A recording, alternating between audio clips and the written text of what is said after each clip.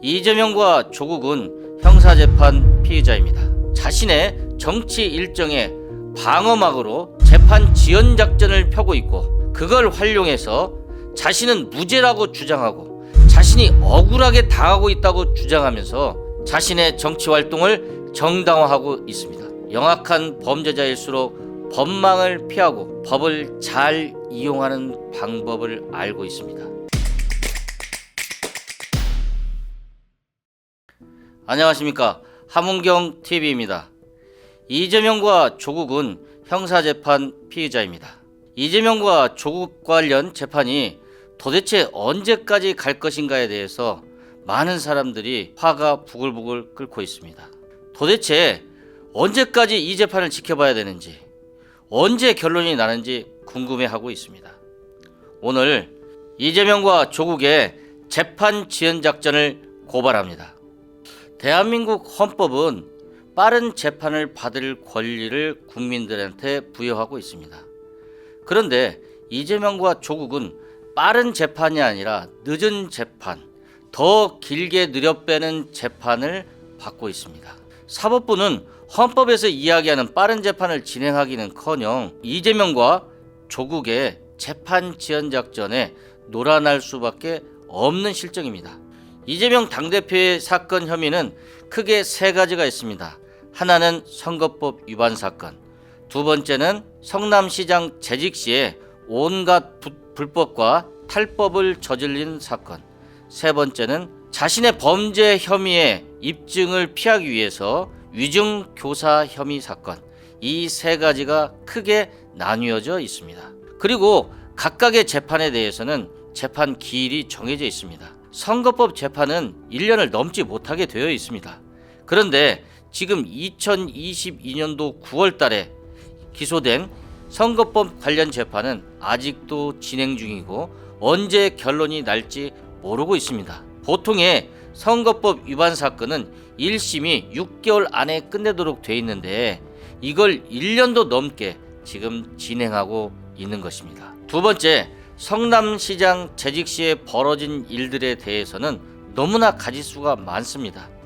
위례 신도시, 대장동, 백현동, 성남FC 등등 자신의 시장 권한을 이용해서 다른 사람, 김만배와 같은 사람에게 혜택을 주기 위해서 시장 권한을 오용하고 남용하고 혜택을 준 배임을 한 이런 사건들에 대해서는 아직도 재판이 진행 중이고, 또한 각각의 사건을 함께 병합 심리하는데 많은 애로사항이 있습니다. 세 번째 사건은 위증 교사 혐의 사건입니다.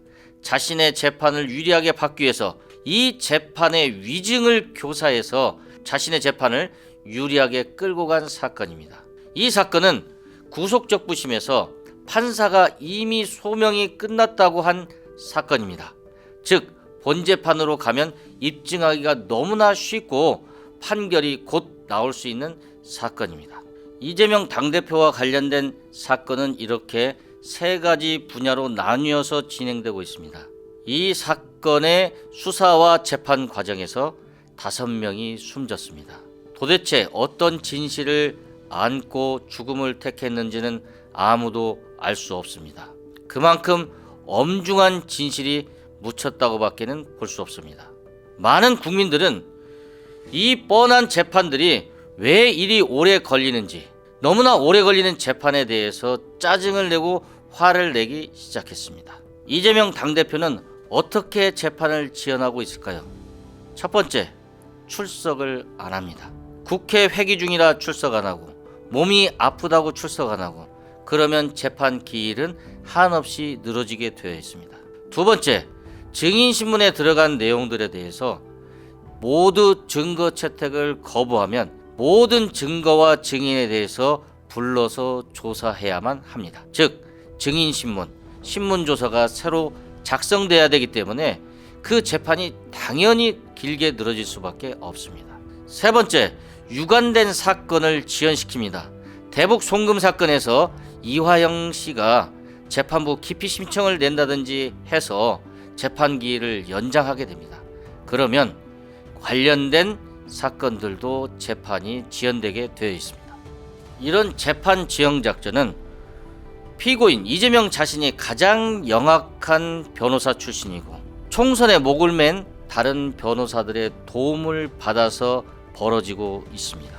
아마 내년 총선이 끝나고도 재판은 끝나지 않을 것입니다. 바로 이걸 노리고 있는 것입니다. 조국 전 서울대 교수 사건에 대해서는 어떻습니까? 재판은 2019년 12월 31일 날 처음 재판이 진행되고 1심 판결이 난 것은 2023년도 2월 달입니다. 겨우 1심 재판이 끝나는 데만 3년 3개월이 걸린 사건입니다. 앞으로 2심과 3심, 대법원 판결까지 나오는 데는 내년 총선이 지나고도 한참 지나야 날 것입니다. 형사사건 피의자 이재명과 조국의 재판은 이렇게 질질 끌고 있습니다. 이 두 사람은 무죄 추정의 원칙에 따라 내년 총선에 나가는데 아무런 지장이 없습니다. 그래서 이재명은 민주당의 선거를 진두지휘하는 당대표직을 계속 유지하고 있고 조국은 신당 창당의 군부를 때우면서 그 일에 착수하려고 하고 있습니다. 범죄 피의자 두 사람에 의해서 한국 정치판이 이처럼 난장판이 되고 있습니다. 자신의 정치 일정에 방어막으로 재판 지연 작전을 펴고 있고 그걸 활용해서 자신은 무죄라고 주장하고 자신이 억울하게 당하고 있다고 주장하면서 자신의 정치 활동을 정당화하고 있습니다. 이재명과 조국의 재판 지연 작전 때문에 이재명과 조국이 저지른 범죄에 대해서는 눈 감고 오히려 이 너무나 긴 재판 과정과 너무나 긴 과정에 대해서 짜증이 나기 시작한 겁니다. 영악한 범죄자일수록 법망을 피하고 법을 잘 이용하는 방법을 알고 있습니다. 그리고 이런 일을 도와주는 변호사들이 있습니다. 정치적으로 이득을 얻고자 하는 변호사들이 이들을 도와주고 있습니다. 대표적인 사례는 민주노총에서 암약한 간첩단 사건과 충북 지역의 간첩단 사건에서 보여집니다. 간첩죄로 지은 죄가 확실함에도 불구하고 우리나라의 형사소송법은 1년 이상을 구속해서 재판을 진행할 수 없다는 허점을 이용해서 재판을 지연하고 있습니다. 심지어는 쪼개기로 재판 기피 신청을 계속 번갈아가며 하면서 재판을 지연시키고 있습니다. 이런 재판 지연 작전에 특화된 변호사들에게는 이재명과 조국 사건의 재판 지연 작전은 아무것도 아닙니다. 이재명과 조국이 재판 지연 작전을 하고 있는 이유는 두 가지입니다. 첫 번째는 자신들이 탄압받고 있다는 것을 보여주기 위함입니다. 두 번째는 내년 총선에 나가겠다는 것입니다. 재판을 오래 끌면 끌수록 재판의 본질, 사건의 본질, 혐의의 본질은 사라졌습니다.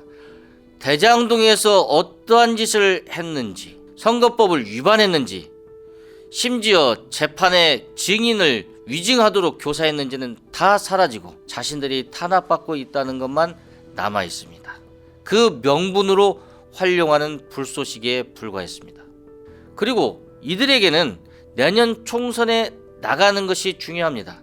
내년 총선까지 무죄 추정의 원칙에 의해서 재판 결론이 안 나는 것이 중요합니다. 그래서 자신들이 가지고 있는 온갖 수단, 심지어 간첩마저 풀어줄 수 있는 법의 허점과 법을 이용한 방법으로 재판을 지연시키고 있습니다. 형사사건 피의자인 이재명과 조국은 사법부를 가지고 놀고 있습니다. 그런데 국민들은 공격의 화살, 비난의 화살을 윤석열 대통령한테 쏘고 있습니다. 왜 이리 그거 하나 처리를 못하느냐? 사법부를 갖고 놀고 있는 이재명과 조국에 대해서 비난하기는커녕 그들을 빨리 처벌하지 못하는 대통령이 잘못하고 있는 거 아니냐라고 하는데 그것은 핀트가 어긋난 이야기입니다. 우리나라는 삼권 분립으로 재판부의 대통령이라 할지라도 관여할 수가 없습니다. 그 허점을 너무나도 잘 알고 있는 이재명과 조국입니다. 저는 여러분과 똑같습니다. 벌 받을 놈은 벌 받아야 되고 죄 지은 놈은 죄값을 치러야 합니다. 그것이 대한민국 민주공화국에서 당연한 원칙으로 받아들여져야 합니다. 그것은 신분 고하를 막론하고 적용돼야 할 원칙입니다. 저는 그 원칙이 살아있는 대한민국을 바랍니다. 그런 정의가 세워지기를 바랍니다. 세상을 바꿉시다. 함은경 TV입니다.